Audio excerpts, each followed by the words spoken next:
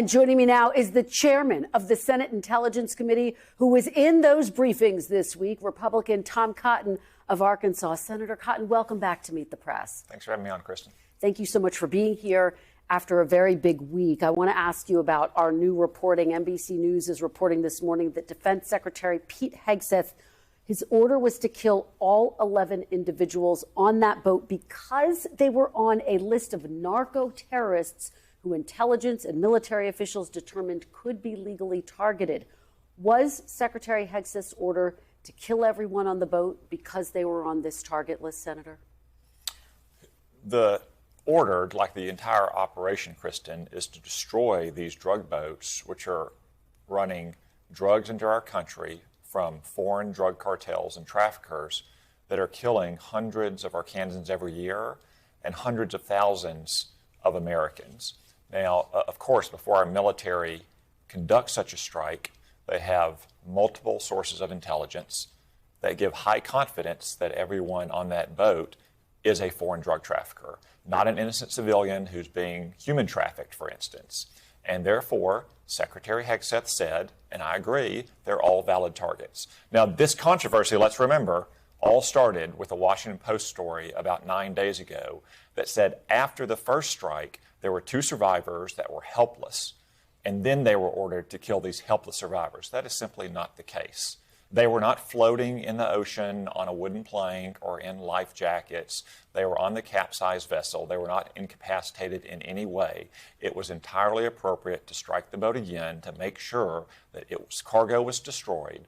It is in no way violation of the law of war. And I think the Washington Post owes Secretary Hegseth, and especially Admiral Mitch Bradley, a highly decorated career Navy SEAL, an apology for that slander. Okay, and we're going to get to what you saw in the video momentarily, but I just want to be very clear because what you're saying is significant, Senator. It sounds like you're confirming, did Admiral Bradley brief lawmakers that, in fact, all of the people on that boat were on a military target list? Is that accurate? I did not hear him personally say anything about a military target list. Now, he had several briefings throughout the day. I wasn't in the briefing, for instance, with Mark Warner, my counterpart on the Senate Intelligence Committee. I can only say what he told me. He said they had high confidence based on multiple sources of intelligence that everyone on that boat was part of a foreign terrorist organization and been designated by the U.S. government. So they could be legally targeted. They could be lethally and legally targeted, he argued. Yes. Okay. Both before the first strike and after the first strike. Was Admiral Bradley acting on Secretary Hegseth's orders, Senator? Well, anytime you have an operation like this, there's an operation order. It's written down. It's got very detailed instructions. I think because this was the first strike, Secretary Hegseth and Admiral Bradley both wanted to be present and be making the decision. As you heard Secretary Hegseth in the opening say, he initiated the first strike. You've seen the video. There's a lot of smoke. It takes a long time to clear. I'm sure Secretary Hegseth had many other matters that he had to attend to, and he trusts Admiral Bradley. Once the smoke had cleared, once cloud cover cleared, it was clear that the first strike had not destroyed the boat. Then Admiral Bradley made the decision for the second strike. Now, in subsequent strikes since then, because there's been more than 20, obviously it's no longer Secretary Hegseth or even 4-star generals making that decision, nor should it be. But on the first strike, I believe they both wanted to be present and be observing it. Let me ask you about the aftermath of that first strike. The Pentagon's Law of War Manual, which you're familiar with, having served in Iraq and Afghanistan, says, quote, orders to fire upon the shipwrecked would be clearly illegal. Given that, how was that follow-on strike of 2 survivors legal, Senator? Well, again, Kristen, they were not incapacitated. They were not in the water, surviving only because they had a life jacket or hanging to a plank of wood. They were sitting on that boat. They were clearly moving around on it. That is in contrast, for instance, to another strike that Secretary Hegseth described just yesterday in October, in which you had 2 survivors who were in that state. They were essentially just dog paddling in the water. And what happened on that strike? A U.S. vessel went and picked those survivors up and took them back to their home country. That's just an example of how our military makes these decisions based on the facts and circumstances of each particular case, consistent with laws and with the directive you just stated. I hear you saying they weren't incapacitated, and yet Democratic Congressman Adam Smith of Washington, the ranking member on the House Armed Services Committee, saw this very differently. He saw that video. He said, quote, "It looks like two classically shipwrecked people." Other lawmakers who saw the video said the two men appeared to raise their arms, potentially to signal that they were trying to surrender. Senator, why did Admiral Bradley interpret those actions as anything other than these two men trying to seek help and survive? Well, again, they were sitting or standing on top of a capsized boat. They weren't floating helplessly in the water.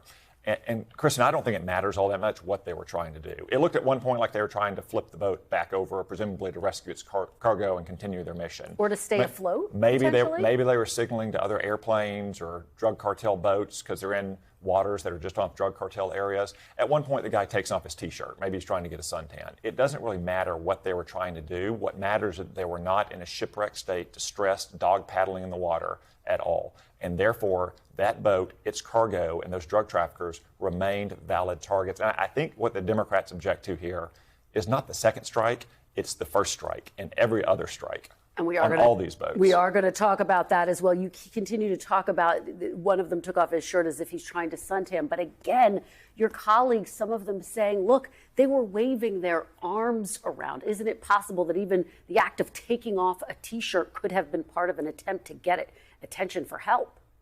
Or it could have been an attempt to signal to another cartel boat to come pick them up and pick up the cargo. But is there confirmation of what they were doing and what their intentions were? For Admiral Bradley's decision, it doesn't really matter what they were doing.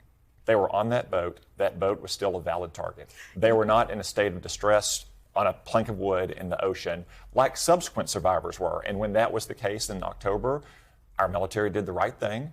Sent a vessel, it picked them up, it took them back to shore. You're saying this boat was a threat to the United States, and yet NBC is reporting that Admiral Bradley told the lawmakers the drugs were heading first to Suriname, that's another South American country, and then ultimately to Europe or Africa. How is a boat that's not heading to the United States an imminent threat to this country, Senator? Well, that's one possibility based on the tactics and techniques that we've observed of these drug cartels. They send smaller boats to sea, and then they link up with a larger boat before they continue their mission. I didn't hear that specifically from Admiral Bradley in my briefing, but what we know is that these drug cartels, which are designated foreign terrorist organizations, are trafficking drugs to our shores. And when we have an opportunity to strike one of these boats, where the intelligence gives us high confidence that everyone on the boat is a valid target because they are associated with these cartels, then I think we need to strike it. Now, there's other cases when we don't have that high confidence, when there might be, for instance, young girls that are being human trafficked, and obviously our military wouldn't take that strike. I think it's much more likely that we're missing some opportunities to strike these boats and protect Americans because we don't have the same high level of confidence. Senator, is there any hard evidence that shows that this particular boat was headed to the United States? That didn't come up in my briefing. But again, there's very reliable, multiple sources of intelligence that tells us that this boat had drugs on it, that everyone on that boat was associated with these designated foreign terrorist organizations that are trying to kill American children. But are you comfortable having the United States target a boat in which you have not seen evidence that it's actually heading to the United States, that it's an imminent threat? Any boat loaded with drugs that is crewed by associates and members of foreign terrorist organizations that are trying to kill American kids, I think is a valid target. I'm not just comfortable with it. I want to continue it. Okay. Do you think that the video should be released in full to the American public, as President Trump has said he would support? So I personally don't have any problem with it. It's not gruesome. I didn't find it distressing or disturbing. It looks like any number of dozens of strikes we've seen on Jeeps and pickup trucks in the Middle East over the years. I will say that the department may have valid concerns about revealing what we know about tactics and techniques that these cartels are using, or about our sources or methods. And I would trust Secretary Hegseth and his team to make the decision about whether they can declassify and release the video. But again, there's nothing remarkable about the video, in my opinion. Let's talk bigger picture, as you were just alluding to. The Trump administration overall, these military actions, has taken action against 22 alleged drug boats, killing 86 people. Now, Republican Congressman Mike Turner of Ohio made the point. He said this, quote, if the people in these boats were captured and had a trial and were convicted, they would not be subject to capital punishment. They would go to jail. Why should death without due process be the punishment at would-be drug smugglers at sea? Well, what President Trump is trying to do, and what I support, is to protect Americans from these drugs, especially kids. Again, we've had hundreds of thousands of Americans die of drug overdoses in recent years. And it's been proven that the best way to have a large-scale effect on these drug traffickers is to destroy these boats. Interdiction is very dangerous for our sailors or for our Coast Guardsmen. It's time-consuming, and it's clear over the years that it simply doesn't have the kind of impact that blowing up these boats do. Right now, there's been a significant decrease in drugs trafficked into our country, and I bet there's a significant decrease in the number of cartel members who are willing to get on these boats. But the United States doesn't shoot people at the border who are bringing drugs into the country. Why should it be different at sea? Are you saying we should start shooting people at the border? No, I'm not, Kristen. But we are going to the source where we have large-scale boats that are trafficking hundreds, if not thousands of pounds of drugs that could kill thousands of Americans, hundreds of Arkansans a year. It is a highly effective and efficient way to stop these drugs from reaching our shores. You are talking about the president protecting Americans, Arkansans, from drugs, and yet just this week, the president pardoned the former president of Honduras who trafficked more than 500 tons of cocaine into the United States. He was serving a 45-year sentence, Senator. How does that make America safer? Well, I haven't spoken to the president about that pardon. There may be strategic reasons to pardon a former president of Honduras because of our relationship with Honduras and trying to move them in a more pro-American direction. I'll leave that open as a possibility. But, Kristen, I think you know my general approach to crime is that we should convict them, and then we should lock them up, and once they're locked up, we should keep them locked up. So given that, do you oppose the pardon, given that you're saying you want to protect Arkansans? I'd have to know more about the circumstances. Sometimes pardons of foreign nationals who have been leaders of other countries do have underlying strategic reasons, but my approach, as you know, Kristen, to crime is to lock them up, throw away the key, and don't let them out. The War Powers Act requires the president to notify Congress of the reason for committing combat troops within 48 hours of their deployment, and it specifies that hostilities must end within 60 days unless Congress extends that period. If the president wants to continue these strikes, which he says he's going to do you believe he needs to seek congressional approval? No, I don't, Kristen. There's literally hundreds, if not thousands, of examples of presidents using the military to protect America, going back to the earliest days of our republic. You don't have to go back that far, though. In 1989, George Bush authorized the invasion of Panama and overthrew its government because their illegitimate dictator was a U.S. indicted drug trafficker. If George Bush can invade a Latin American country and overthrow its regime, I think President Bush has every power under the Constitution to strike boats in international waters from foreign terrorist-designated organizations. Okay, final question to you, Senator. The Pentagon's Inspector General was out with a report this week concluding that when Secretary Hegseth shared secret information about the United States attack plan in a Signal group chat, he, quote, created a risk to operational security that could have resulted in failed U.S. mission objectives and potential harm to U.S. pilots. Do you still have confidence in Secretary Hegseth? Absolutely, 100%. And I've read the report, not just the public report, but the classified report. It exonerated Secretary Hegseth of any criminal wrongdoing, the rest of the group chat as well.